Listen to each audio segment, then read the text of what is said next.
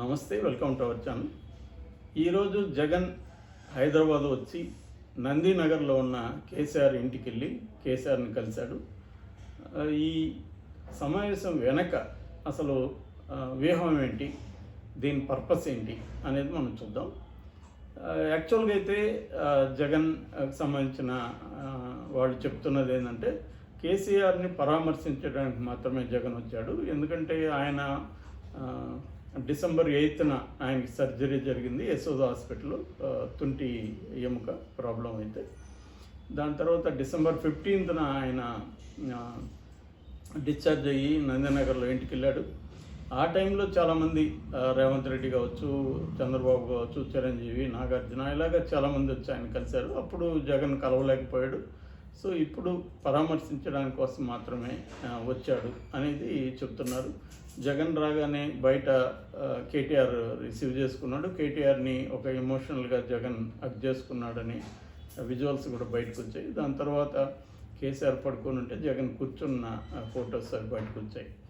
అయితే దాదాపు lunch meeting ఇది, దాదాపు 1 అవర్ పైన వీళ్ళిద్దరు కలిసి విడిగా మాట్లాడుకున్నారు అని చెప్తున్నారు. సో దీని మీద రకరకాల ఊహాగానాలు బయలుదేరుతున్నాయి. ఈ కాంటెక్స్ట్ ఏంటంటే ఇప్పుడు జగన్కి అక్కడ ఆంధ్రప్రదేశ్లో ఒక ప్రధానమైన ఛాలెంజ్ ఏంటంటే జనసేన టీడీపీ కలవడం. ఎందుకంటే కాపు ఓట్ అనేది ఒక డిసైడింగ్ ఫ్యాక్టర్గా మనం చెప్పుకోవచ్చు. దాదాపు కాపులు అంటే కాపులు, బలిజలు, తూర్పు కాపులు, తర్వాత తెలగలు, ఇలాగ రకరకాల కులాలు అన్నీ కలిపి కాపులు అని పిలుస్తున్నారు. ఈ కాపు కులం అనేది సామాజిక వర్గం అనేది దాదాపు 20% వరకు ఆంధ్రాలో ఉంది. వీళ్ళు డిసైడింగ్ ఫ్యాక్టర్ ముఖ్యంగా తూర్పు, పశ్చిమ గోదావరి జిల్లాల్లో కాన్సన్ట్రేట్ అయి ఉన్నారు. రాయలసీమలో బల్జీలు ఎక్కువ ఉంటారు, తూర్పు కాపులేమో ఉత్తరాంధ్రలో ఎక్కువ ఉంటారు. సో ఈ కాంటెక్స్ట్లో ఇప్పుడు కాపు ఓట్ అంతా కూడా చంద్రబాబుకి షిఫ్ట్ అయ్యే అవకాశం ఉంది. ఎందుకంటే కాపులకి ముందు నుంచి కూడా ఒక వాళ్ళు సామాజికంగా కానీ, ఆర్థికంగా కానీ, వ్యాపారపరంగా కూడా బలమైన సామాజిక వర్గం అది. అయితే వాళ్ళకి రాజకీయంగా రిప్రజెంటేషన్ లేదు. అంటే మంత్రులుగా వాళ్ళు ఉన్నారు, ఉప ముఖ్యమంత్రులుగా కూడా ఉన్నారు, కానీ ప్రధానంగా ఏంటంటే ముఖ్యమంత్రి వాళ్ళ దాంట్లో ఎవరు లేరు ఇప్పటికీ. చివరికి దళితులు కూడా ముఖ్యమంత్రి అయ్యారు, మేము కాలేకపోయామన్న బాధ కాపుల్లో ఉంది. అందుకనే వాళ్ళు చిరంజీవికి సపోర్ట్ చేశారు, దాని తర్వాత పవన్ కళ్యాణ్కి కూడా సపోర్ట్ చేస్తున్నారు. అయితే ఈ క్రమంలో ఏంటంటే ఇప్పుడు కూడా పవన్ కళ్యాణ్ ముఖ్యమంత్రి అయ్యే పరిస్థితి లేదు అనేది కాపుల్లో కొంత అసంతృప్తి ఉంది, ముఖ్యంగా సీనియర్ లీడర్స్లో. అయితే కాపు యువత ప్రధానంగా పవన్ కళ్యాణ్తోనే ఉంది. అందుకనే కాపులు ఎక్కడ హర్ట్ అవుతారని పవన్ కళ్యాణ్ చాలాసార్లు నాకు ముఖ్యమంత్రి అవడానికి అభ్యంతరం లేదు, నేను ముఖ్యమంత్రిని అవుతా, లేదంటే మేము ఎన్నికల తర్వాత తేల్చుకుంటాము, ఇలా రకరకాలుగా మాట్లాడుతూ కన్ఫ్యూజ్ చేస్తున్నాడు. అతను క్లియర్గా తెలుసు మన ముఖ్యమంత్రి అవ్వము, కాబోయే ముఖ్యమంత్రి చంద్రబాబు అని పవన్ కళ్యాణ్ క్లియర్గా తెలుసు. అది న్యాయం కూడా, ఎందుకంటే మేజర్ పార్ట్నర్ చంద్రబాబు కాబట్టి చంద్రబాబే ముఖ్యమంత్రి అవుతాడు. అది ఎనీ పొత్తుల్లో జరిగే విషయమే. మైనర్ పార్ట్నర్స్ అవ్వరు. అది ఎప్పుడంటే రేర్గా కుమారస్వామి అయ్యాడు, అది ఒక రేర్ కండిషన్. జనరల్గా అయితే మేజర్ పార్టీ నుంచే ముఖ్యమంత్రి అవుతారు. అయితే ఈ కన్ఫ్యూజన్ని లోకేష్ ఈ మధ్య బద్దలు కొట్టి క్లియర్గా తేల్చేశాడు. మా పొత్తులో మా రెండు పార్టీలు కలిసి కూటమిగా అధికారంలోకి వస్తే చంద్రబాబే ముఖ్యమంత్రి అనేది క్లియర్గా తేల్చాడు. ఒకవేళ ఉప ముఖ్యమంత్రి ఏమన్నా ఇస్తారంటే అది కూడా ఉండదు అనేది క్లియర్గా తేల్చేశాడు. సో ఇంత క్లియర్గా తెలిసినాక కాపుల్లో కొంత, ముఖ్యంగా కాపు సీనియర్ లీడర్లో కొంత ఇబ్బంది ఉంది.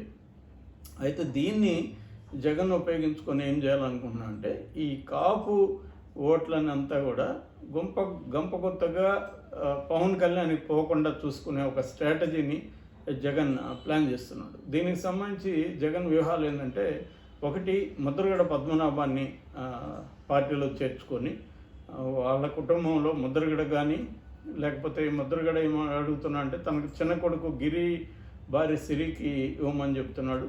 ఒకవేళ వీళ్ళేమో వైసీపీ వాళ్ళేమో ముద్రగడనే రంగంలోకి దిగితే బాగుంటుంది అని చెప్తున్నారు. అది ఇంకా తేలలేదు.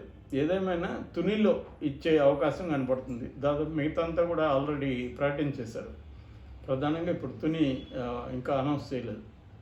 సో ఈ కాంటెక్స్లో ముద్రగడని దింపడం. రెండోది వంగవీటి రాధాని వైసీపీలోకి ఆహ్వానిస్తున్నారు. అతను కూడా సుముఖంగా ఉన్నట్టు చెప్తున్నారు. రాధా కానీ వాళ్ళ సిస్టర్ కానీ వాళ్ళిద్దరిలో ఎవరికొకరికి టికెట్ ఇచ్చే అవకాశం కనపడుతుంది. ఇంకొక వైపు అంబటి రాయుడు ప్రముఖ క్రికెటరు, అతను గత కొంతకాలం నుంచి వైసీపీతో ట్రావెల్ అవుతున్నారు. అతన్ని కూడా తీసుకొని ఎంపీ కానీ ఎమ్మెల్యేగా కానీ అతన్ని టికెట్ ఇద్దామని అనుకుంటున్నట్టుగా తెలుస్తుంది.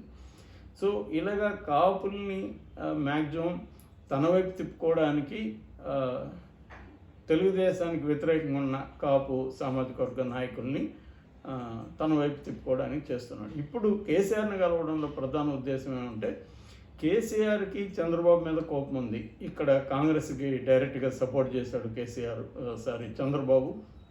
అందుకని ఈసారి అక్కడ చంద్రబాబుని రానికుండా చేయాలి అంటే, తన ఓటమికి చంద్రబాబు కూడా వన్ ఆఫ్ ద ఫ్యాక్టర్స్ కాబట్టి చంద్రబాబుని అక్కడ ఓడిస్తే జగన్ని మళ్ళీ తీసుకొస్తే మనకి జగన్ సపోర్ట్గా ఉంటాడు. నెక్స్ట్ ఎలక్షన్లో కూడా జగన్ నుంచి కొంత హెల్ప్ ఉంటుంది అనేది కేసీఆర్ ఆలోచిస్తున్నాడు.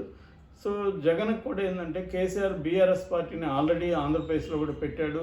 అయితే అక్కడ కూడా ప్రధానంగా కేసీఆర్ కాపు సామాజిక వర్గ నాయకుల్ని తన బీఆర్ఎస్ నాయకులుగా పెడుతున్నాడు.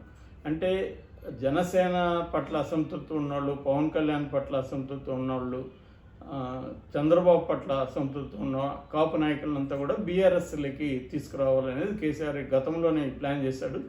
అది ఇప్పుడు మధ్యలో ఆగింది. ఈ ఎలక్షన్లో ఇక్కడ ఉండడం ఇవన్నీ కూడా దాంతో ఇప్పుడు ఆ ప్లాన్ని రివైవ్ చేయమని జగన్ అడగడానికే వచ్చాడని చెప్తున్నారు. ఎందుకంటే ఒకటి బీఆర్ఎస్ తరపున కాపు వాళ్ళని టార్గెట్ చేస్తే కొద్దిగా ప్రభుత్వ వ్యతిరేక ఓటును చీల్చే ఒక ప్లాన్ జగన్ వేస్తున్నట్టుగా చెప్తున్నారు. దీంట్లో భాగంగానే షర్మిలాని కూడా జగనే కాంగ్రెస్లోకి పంపించాడన్న ఒక వాదన కూడా ఉంది.